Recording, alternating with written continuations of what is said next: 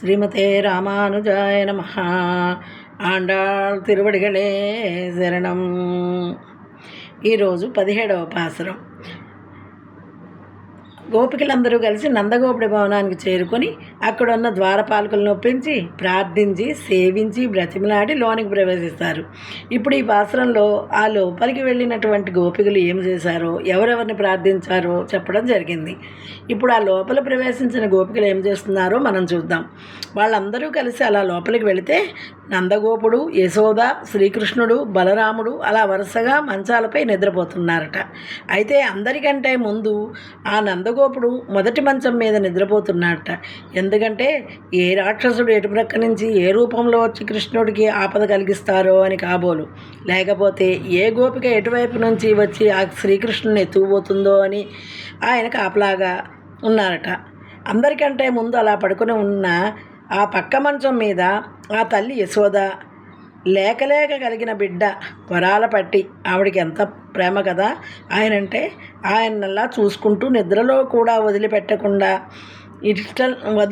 ఇష్టం లేనట్లు ఒక ప్రక్క నందుడిని మరొక ప్రక్క శ్రీకృష్ణుని పెట్టుకొని మధ్యలో ఆమె నిద్రిస్తుందట. ఆ ప్రక్కనే బలరామస్వామి కూడా నిద్రపోతూ వీళ్ళందరినీ ఈ గోపికలు ఒక్కొక్కడుగా గోపికలు నిద్ర లేవండి లేవండి అని ఎంత అద్భుతంగా ప్రార్థిస్తున్నారో మనం తెలుసుకుందాం. அம்பரமே தண்ணீரே சோரே அறம் செய்யும் எம்பெருமான் நந்தகோபாலா எழுந்திராய் கொம்பனார்க்கெல்லாம் குழந்தே குலவிளக்கே எம்பெருமாட்டி யசோதாய் அறிவுராய் அம்பரமூடருத்தோங்கி உலகளந்த உம்பர் கோமானே உறங்காதெளிந்திராய் செம்பொற்கடலி செல்வா பலதேவா உம்மியும் நீயும் ఉరంగేలోరంబావాయ్.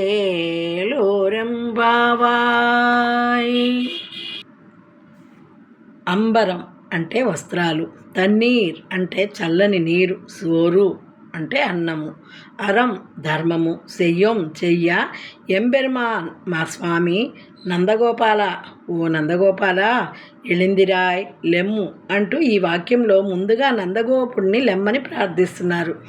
కాబట్టి కొంబనార్కెళ్ళాం, ప్రొబ్బలి మొక్కల వలె ఉండు స్త్రీలందరికీ కూడా కొళుందే చిగురు వలె ఉండేదానా, కులవిలకే ఈ గోపవంశానికే దీపము వంటిదానా, ఎంబెరుమాన్ మా స్వామిని మమ్మల్ని పాలించేదానా, యశోదాయ్ ఓ యశోదాదేవి, అరివురాయ్ మేల్కొనవమ్మ అంటూ ఆ యశోదమ్మను నిద్రలేపుతున్నారు. అంబరం ఆకాశమును మూడరుత్తు మధ్యగా విభజించి ఓంగి పెరిగి ఉలగలంద లోకములన్నింటినీ కూడా కొలిచిన ఉంబర్ కోమానే పరాక్రమవంతులకు నిత్యసూరులకు రాజైనటువంటి వాడా, ఉరంగాదు నిద్రించరాదు అని శ్రీకృష్ణుణ్ణి ఇక్కడ ప్రార్థిస్తున్నారు. ఎళిందిరాయ్ లెమ్ము అంటున్నారు. సెంపన్ కళ్ళల్ ఎర్రని బంగారములతో చేయబడిన కడియములు గల అడి పాదములు కల చెల్వా ఐశ్వర్యశాలి బలదేవా ఓ బలరాముడా, ఉమ్మియం నీ తమ్ముడు, నీయం అలాగే నీవు ఉరంగు నిద్ర లేవవలెను మేల్కొనవలను అని దీని యొక్క అర్థం.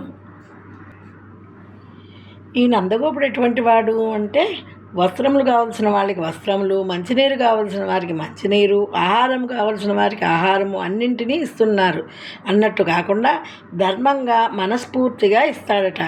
ఎటువంటి ప్రతిఫలాన్ని కూడా ఆశించకుండా దానం చేసే ఓ నందగోపాల, మమ్మల్ని పాలించే ఓ స్వామి మేల్కొనుము, నీవు నిద్ర లేవాలి అంటున్నారు ఇక్కడ గోపికలు. తర్వాత ప్రబ్బలి చెట్టు చాలా సుకుమారంగా ఉంటుందట. అలా స్త్రీ శరీరం ఏ విధంగా వంగి అందంగా ఉంటుందో అలా ప్రబ్బలి మొక్కలా ఉండే ఆ యశోదాదేవి ఆ స్త్రీలందరిలో కూడా చిగురుటాకు వంటిదట. అలాంటే ఓ యశోదాదేవి, మా వంశమునకు మంగళదీపము వంటిదానా, ఉత్తమోత్తమైనటువంటి దానం, మా స్వామిని మా అందరికీ కూడా యజమానురాలివి అయినటువంటి దానవు, నువ్వు కూడా నిద్ర మేలుకోవాలి అమ్మా, అంటూ యశోదాదేవిని కూడా నిద్రలేపుతున్నారు.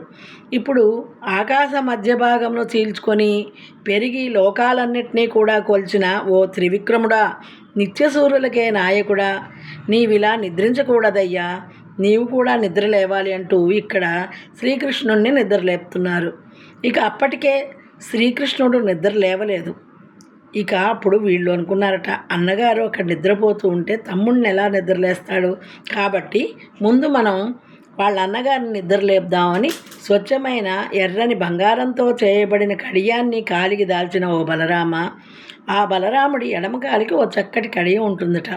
ఆ కడియంతో సంబోధిస్తూ ఇక్కడ, ఓ బలరామ, నువ్వు నీ తమ్ముడు ఇద్దరూ కూడా మేల్కోండి అంటూ గోపికలు ఈ పాసురంలో వాళ్ళందరినీ కూడా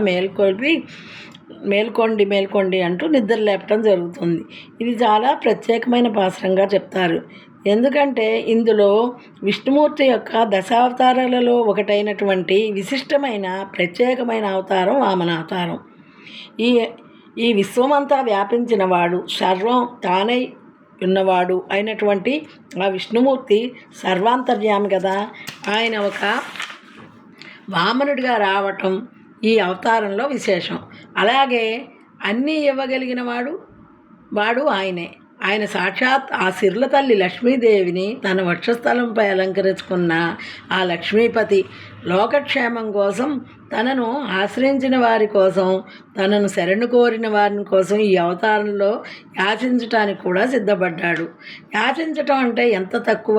కాబట్టి తన భక్తుల కోసం, శరణన్న వారి కోసం ఏదన్నా చేయగలిగినటువంటి దైవం విష్ణుమూర్తి. అందుకే కదా చెప్పారు, సిరికింజెప్పడు శంఖచక్రములు చేదోయి సంధింపడే పరివారంబును ఓరడ డబ్రగపతియన్ బన్నింపడా కర్ణికాంతర దమ్మిలమ్ము జక్కనొత్తుడు వివాద ప్రోర్ధిత శ్రీ కుచోపరి చేలాంచలమైన వీడడు గజప్రాణావనోత్సాహి అయి అంటే లక్ష్మీదేవికి కూడా చెప్పలేదట. ఆ గజేంద్రుడు అలా పిలవగానే శంఖచక్రాల్ని ధరించలేదట. తన వాహనమైన గరుత్మంతుని పిలవలేదట.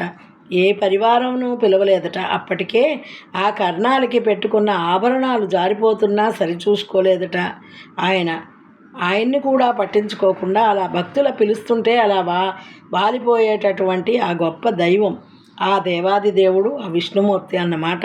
వామనావతారం అంత ప్రత్యేకమైనటువంటిదో కాబట్టే 3వ పాసురంలో ఆ వామనావతారాన్ని ఆండాళ్ళ తల్లి ఇక్కడ తరువాత పాసురాల్లో కూడా ప్రస్తావించడం జరుగుతుంది. ఆండాళ్ తిరువడిగలే శరణం.